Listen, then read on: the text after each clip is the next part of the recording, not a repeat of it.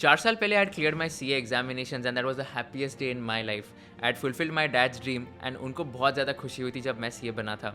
In fact in my family there is no one who has done a corporate job in their entire career. In fact मैं अगर मेरे relatives की भी बात करूँ तो सारे रिलेटिव्स मेरे इसमें बिजनेसमैन हैं एंड उन्होंने कभी भी कॉर्पोरेट करियर या तो उन्होंने कभी भी एक क्वालिफिकेशन नहीं लिया था उनके लाइफ में। And it was something new for me because I was the first person in my family जिसने सी सी एफ एंड ACCA किया था।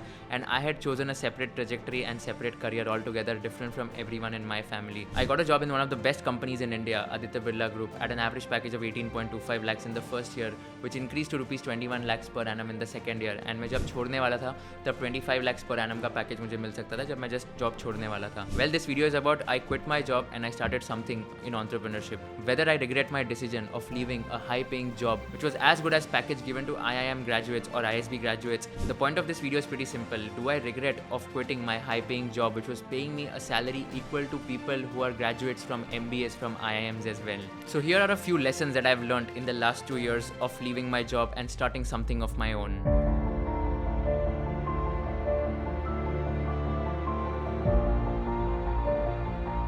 So here's the first myth that I need to break it down. Job is much easier than entrepreneurship. ऐसा बिल्कुल भी नहीं है. Again, entrepreneurship is not easier than job. Job is not easier than entrepreneurship. मैं इनको compare नहीं कर रहा हूँ. मैं सिर्फ ये बोल रहा हूँ कि दोनों के इक्वल प्रोज है और इक्वल कॉन्स है. Just because someone is doing a job doesn't mean that they are less successful. आप क्या प्रॉब्लम सॉल्व कर रहे हो, आप ऑर्गेनाइजेशन में क्या इंपैक्ट ला रहे हो, वो मैटर करेगा. However, entrepreneurship में थोड़े चैलेंजेस ज़्यादा हो गए. जॉब में कैसा माइंडसेट होगा, आपको बॉस आपको एक टास्क देगा एंड आपको बोलेगा ये खत्म करके लाना है. Very less people in job I have seen is that कि वो एक्स्ट्रा या बियॉन्ड द स्टेप्स जाते हैं and they achieve something which is beyond what they have been asked to achieve. बहुत कम लोग होते हैं ऐसे. Entrepreneurship में you have to handle everything on your own. Be it marketing, be it HR, be it finance, be it sales, be it operations, be it any function. सब आपको खुद से करना है from scratch. The exposure and the challenges that you face while entrepreneurship or while building something on your own, that is much more as compared to the exposure that you will get working anywhere in the world. Trust me and mark my words. बहुत सारे लोगों को ये लगता है कि यार इसने जॉब छोड़ दिया अब ये खुद का बॉस बन गया. ऐसा बिल्कुल भी नहीं होता है. मेरे आज बहुत बॉसेज है. मेरे एम्प्लॉयज़ मेरे बॉसेज होते हैं because I have to be accountable because मेरे को उन्हें सैलरी देनी है after the end of the day. मेरे कस्टमर्स मेरे बॉसेज है because I have to ensure कि उनको सबको सेटिस्फाइड रखना है. अगर मैं उनको सेटिस्फाइड नहीं रखूँगा तो वो लोग बहुत कंप्लेन करेंगे and the product will not sell after a point in time. मेरे जो इन्वेस्टर्स आगे जाके होंगे वो मेरे बॉसेज होंगे because I have to be accountable to all the investors जो भी पैसा डालेंगे कंपनी में because I have to tell them क्योंकि ये कंपनी ग्रो होने वाली है.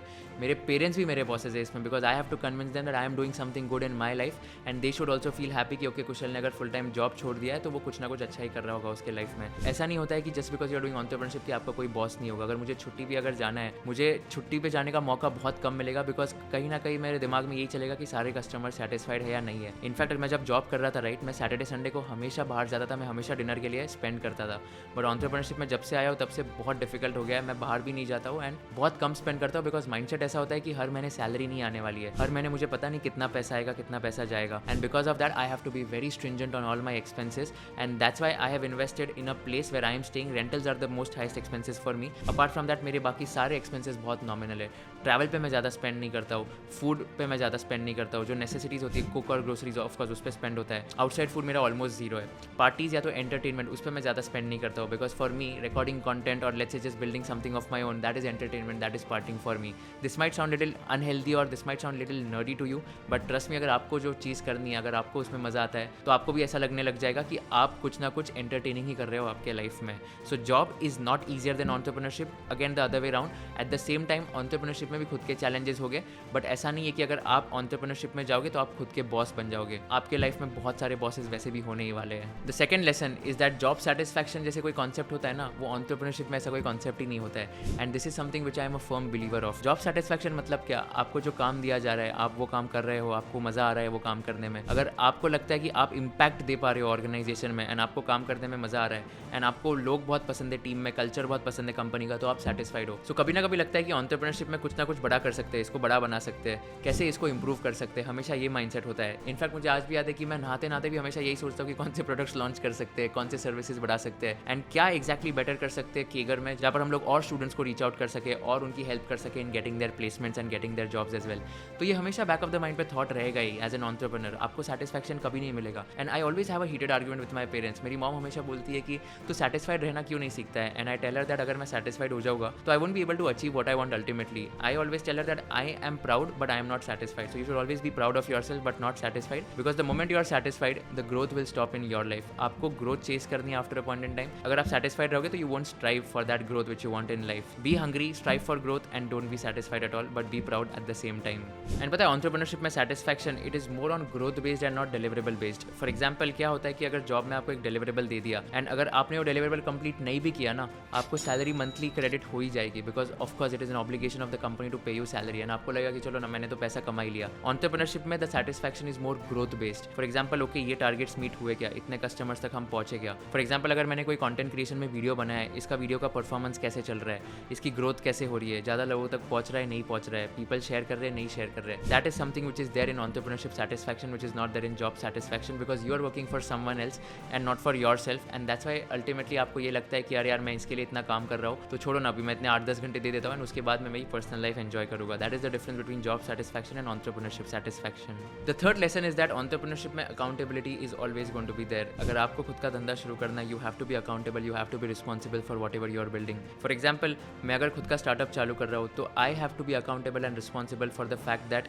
कि हमको हमारे स्टूडेंट्स को सेटिस्फाइड करवाना है, हमको उनको एकदम बेस्ट ट्रेनिंग देनी है, हमको उनको बेस्ट एजुकेशन क्वालिटी देनी है जो इंडिया में कोई भी नहीं दे पा रहा है. And that is something which is my vision, which is my dream. अगर आपके पास ये गट्स या करेज नहीं है ना अकाउंटेबिलिटी लेने के, रिस्पॉन्सिबिलिटी लेने के, then you will never be able to become an entrepreneur. In fact, this is also written in the book The Almanac of Naval Ravikant that if you want to earn wealth after a point in time, you have to own things. And own things मतलब क्या, आपको accountable होना पड़ेगा. You will have to own a piece of wealth in a company. You have to be accountable for some decisions. And once you own that piece of wealth and are responsible for something which is given to you, then that is the best way to earn money after a point in time in your life. Be accountable, be ownership driven, have that hustling attitude, and ultimately जितना ज़्यादा आप responsible रहोगे उतनी ज़्यादा आप outcome driven decisions लोगे. The fourth lesson is that growth is not linear at all in entrepreneurship. Growth जो होती है राइट वो बहुत कंपाउंडेड होती है, एक्सपोनेंशियल होती है. अगर आपने कुछ बड़ा बना दिया तो जॉब में आपकी सैलरी हाइक होगी हर साल 5 से 10%. अगर आपका प्रमोशन होता है तो 40%, 35% सैलरी हाइक हो सकती है. This is not the case in entrepreneurship at all. The growth is completely non linear here and आपको पता भी नहीं चलेगा कि after a point in time you are making 10x money as compare to what you are making in last year और maybe 2 years back. This is something which is there in entrepreneurship. क्यों? Because आपने वो रिस्क लिया है and आपको first 6 months या first 12 months कुछ भी इनकम नहीं मिल सकती है एंटरप्रेन्योरशिप में. बट अगर आपने वो मार्केट क्रैक कर लिया, अगर स्टूडेंट्स को प्रोडक्ट पसंद आ गया, ultimately word of mouth and referral से आपको बहुत ज़्यादा सेल्स मिलेंगे एंड 13th या 14th मंथ से आपको इतना पैसा मिलेगा जो आपने कभी प्रीवियस 12 months में भी नहीं कमाया होगा. And that is something which is going to be there in entrepreneurship. In fact मेरे को आज भी याद है कि मेरी कभी कभी इनकम फ्रॉम कंटेंट क्रिएशन बहुत कम भी होती थी सैलरी से, कभी कभी अच्छे मंथ्स में तो सैलरी से ज़्यादा भी होती थी एंड कभी कभी बिल्कुल भी नहीं होती थी, because I knew that okay अगर मैंने कोई ब्रांड डील्स नहीं किए तो मेरे को कोई इनकम नहीं होने वाली, which is the same case today as well. कभी कभी बिल्कुल भी नहीं होती है, कभी कभी सैलरी जितनी होती है, कभी कभी सैलरी से 3x 4x भी हो सकती है. But the point is pretty simple here. This is a risk which I am taking right now and मेरे को पता है अगर मैं कुछ अच्छा काम करते गया and if I am able to just being consistent and focused on what I want to achieve 6 months or maybe 12 months or maybe 18 months down the line or 24 months for that matter, there'll be something which I will be get rewarded for, and that is something which will happen in entrepreneurship and not job. And the last lesson is that money will make you happy ultimately. मेरे को बहुत लोग बोलते हैं कि I am not working for money, बहुत लोग बोलते हैं कि money is something which is secondary to me. मेरे हिसाब से all of them are saying this because either they have made a lot of money or they just want to sound good in front of camera and they don't want to sound greedy. There is a difference between being greedy and being ambitious. If you are greedy, then you would want money yourself and you don't want anyone else to earn money. However, if you are ambitious, you would want everyone around you to make money and everyone around you should grow as and when you are growing.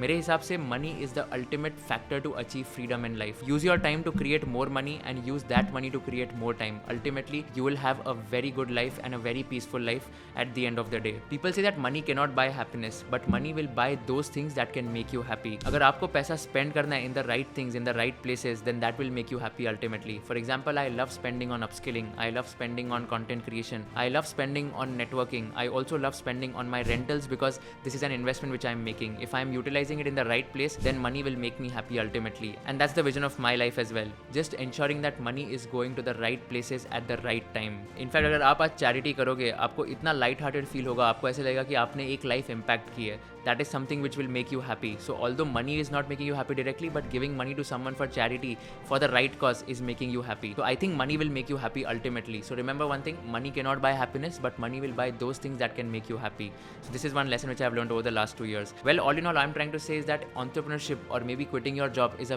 very personal decision. Just because I've quit my job doesn't mean that you also need to quit the same. सबकी life में बहुत सारे problems होते हैं. I had the privilege of having a safety net, safety income from content creation. I have the privilege of joining my dad's business into real estate in Nasik. Not everyone will have these kind of privileges in their lives, and this is something which you need to decide on before taking a decision. Lay down the pros, lay down the cons, and then take a decision if you want to take a plunge into entrepreneurship. Thank you so much for watching this video. If you do like this video, share it with all your friends and subscribe to my channel so that I can create more videos for all of you. Let me know in the comment section which is the topic you would want me to make the next video on, and the comment that gets the most number of likes, I'll try to make the video on that topic itself. Thank you so much for watching this video. See you in the next video.